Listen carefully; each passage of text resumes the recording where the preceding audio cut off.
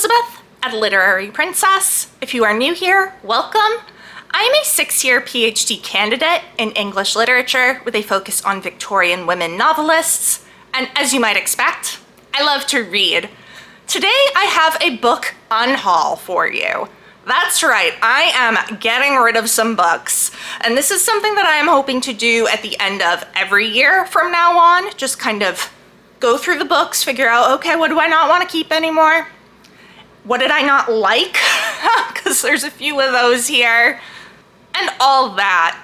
So let's jump in.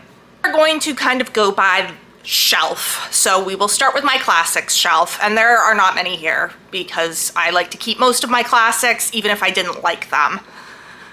But there are a few that I am getting rid of either because I have multiple copies or because I hate the edition so much that I can't stand it.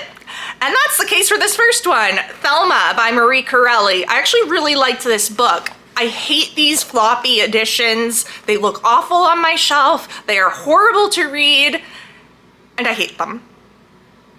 So they're going.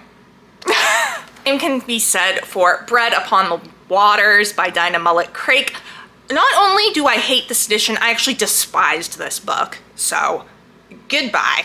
And then also Olive by Dinah Mullet-Craik. I have a copy of this on my Kindle. I had bought a physical copy because I wanted to have page numbers for my qualifying exams, and I didn't even end up writing on Olive, so whatever. But I can't stand this edition.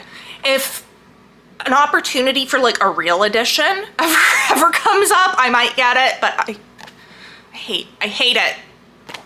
And these next ones are ones I just have multiple copies of. So first we have 3 Sherlock Holmes books. We've got A Study in Scarlet, the Sherlock Holmes Mysteries, which is just a collection of the short stories, and The Hound of the Baskervilles. Now I have all of these on my Kindle. I have a complete edition of Sherlock Holmes. I've got everything. So I'm like, I really don't need these taking up space on my shelf. And also, like, it's not like they're like fantastic editions or anything. I am keeping my edition of The Sign of Four because it is a penguin and I like how my penguins look on the shelf. So really just keeping that for aesthetic purposes, and that's it.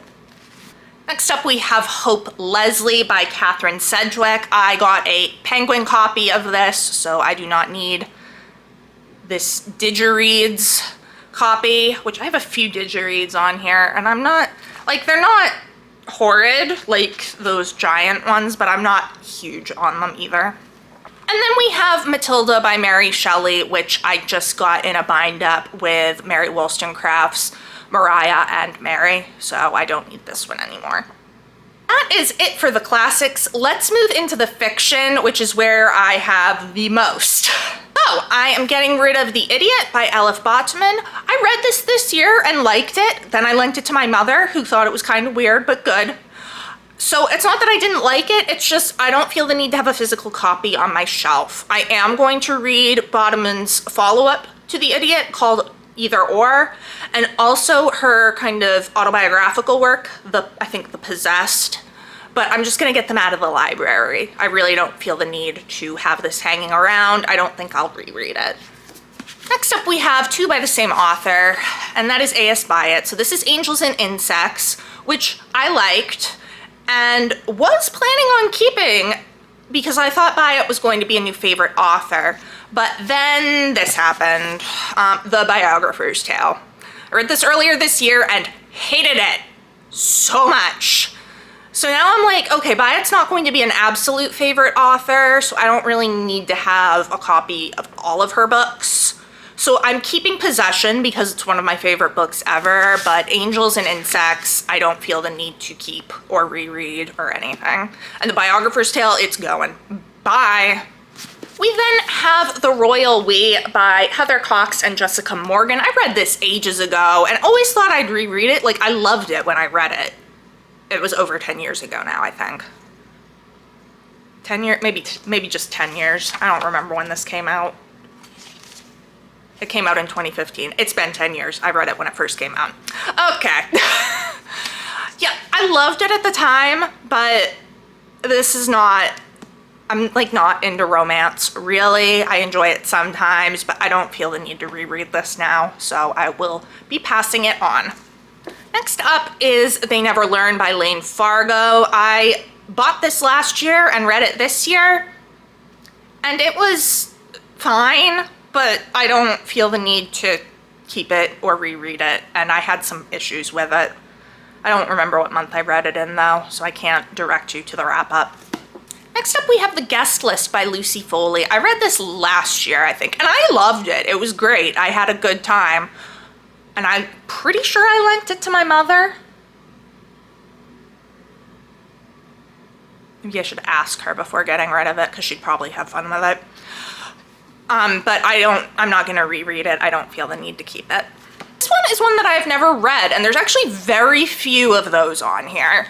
This is The Blindness of the Heart by Julia Frank.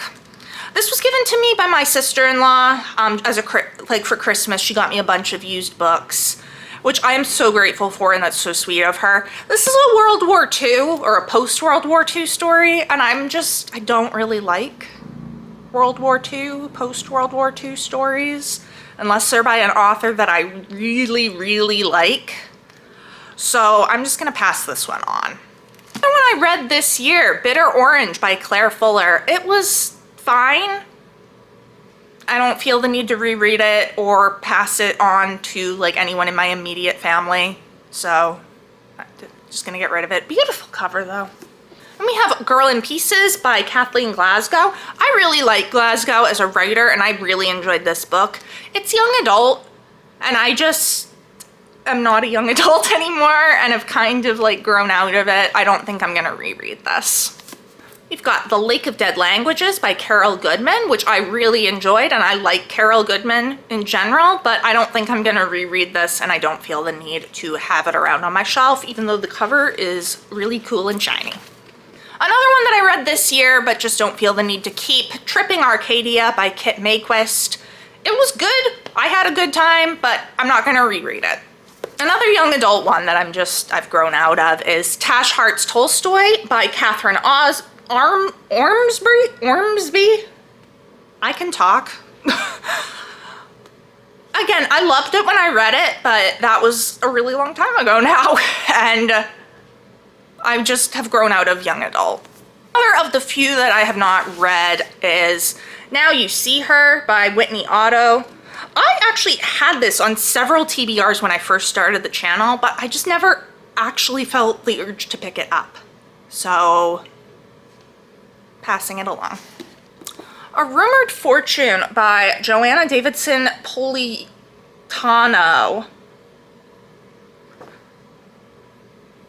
It's just, again, it's one that was given to me and I've never felt the need to pick it up, so I'm gonna pass it on. I had it on a TBR for, I think it was the historical fiction readathon Shelley hosted, but I didn't end up picking it up, and I think I probably just won't. Another one that I read this year, and this is actually a 5-star read. I loved it. This is Dear Committee Members by Julie Schumacher. Hysterical. Great book. Even though it was a 5-star read, I don't think I'm gonna reread it, and I don't really feel the need to keep it. And then the last book from my fiction shelf is First Become Ashes by K.M. Spara. I don't actually know how to pronounce his last name. It's a difficult one.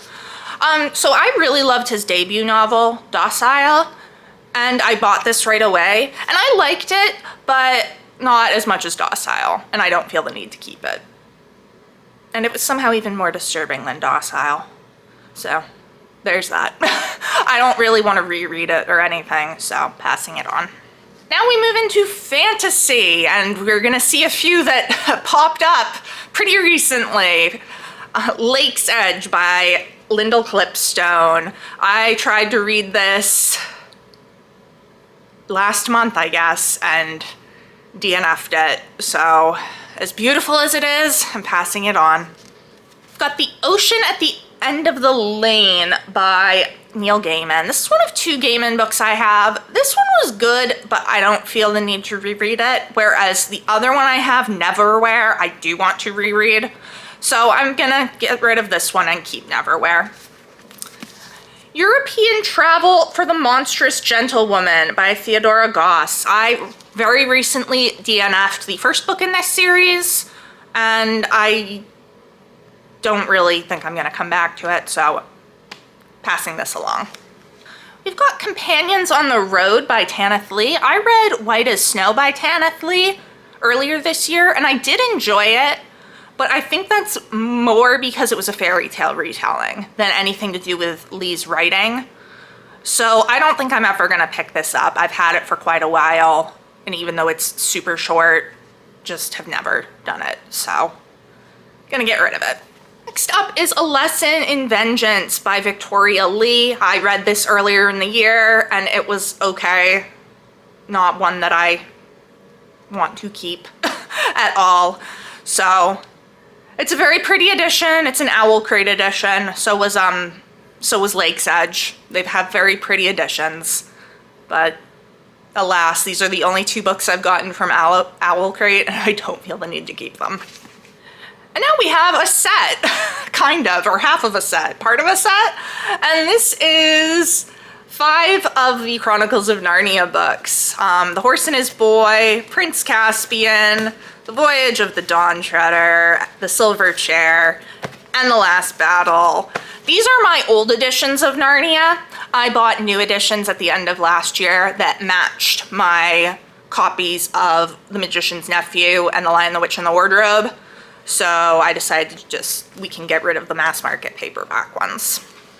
Another one I read this year, Dragon Song by Anne McCaffrey. It was good, but I don't feel the need to reread it, and I don't think I'm even gonna continue on with the series.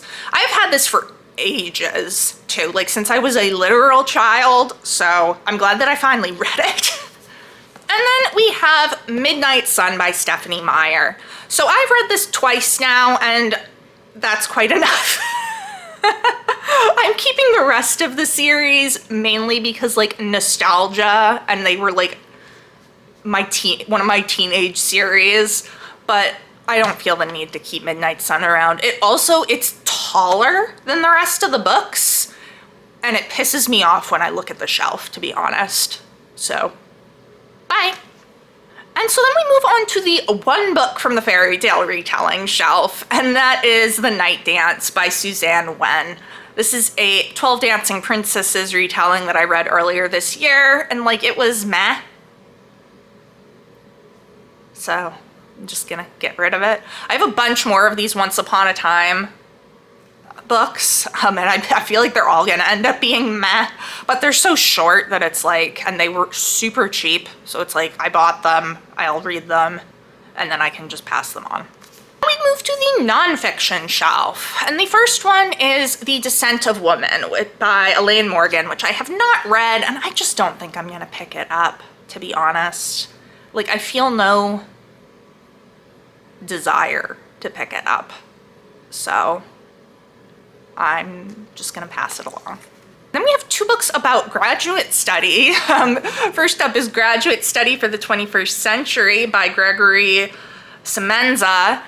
I read this in my first year of my PhD program, so 6 years ago, and I loved it. It was a 5-star read, but I am graduating in May, so I no longer really need it, so I will pass it along to the next graduate student who could use it. And the same with Writing Your Dissertation in 15 Minutes a Day by Joan Bolker.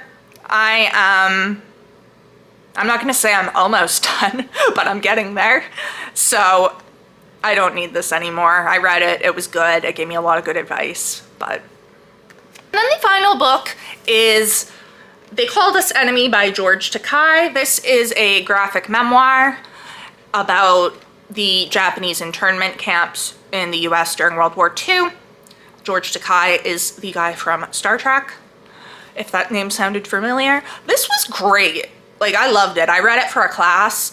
I just don't think I'll reread it. I lent it to my mother, who really enjoyed it, and I think I shall pass it on to another person to read. and enjoy. So those are the books that I am unhauling. Now the question is, what do I do with them? Like where, because I'm not unhauling them, like I'm not getting rid of them immediately. I just wanted them off my shelves so I can start moving these lovely stacks, which I'm sure you have seen grow for a really long time now. I am going to start boxing them up. I've got a box from Chewy that my cat food came in. So we'll see how many fit in there. And then I am hoping that my mom will agree to go with me to the used book superstore in Burlington, where I can just donate them and then get a 15% off coupon and buy like 1 book or 2 books, minimal books. So yeah, this is what I'm getting rid of. Let me know down in the comments below. Do you do a yearly unhaul? What do you do with books you don't want to keep anymore? Or do you just like hoard them on your shelf like I do until you're like, wow, I have no more space, I should unhaul these? Did you read any of these books? What did you think? Are there any of the ones that I haven't read that you're like, no, Elizabeth, you should really read that, it's super good? Let me know down in the comments. If you enjoyed this video, please don't forget to give it a thumbs up and subscribe to see more of my bookish content. It has been great chatting with you. I will see you soon. Bye.